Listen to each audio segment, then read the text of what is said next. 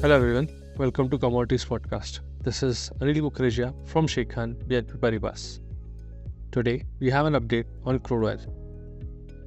Crude oil daily chart पर 6,700 और 6,400 के रेंज में ट्रेड कर रहे हैं.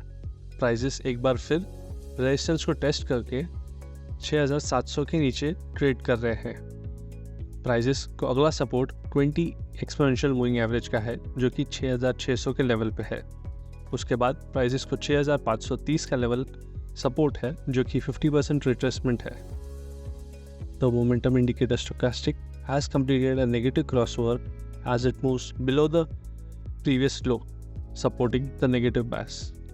इसीलिए any rise should be a selling opportunity to target the level of 6,530 और प्राइसेस का रिवर्सल होगा 6,730 के क्लोज के ऊपर. Hence, we expect crude oil to trade with a negative bias for the day ahead. Thank you.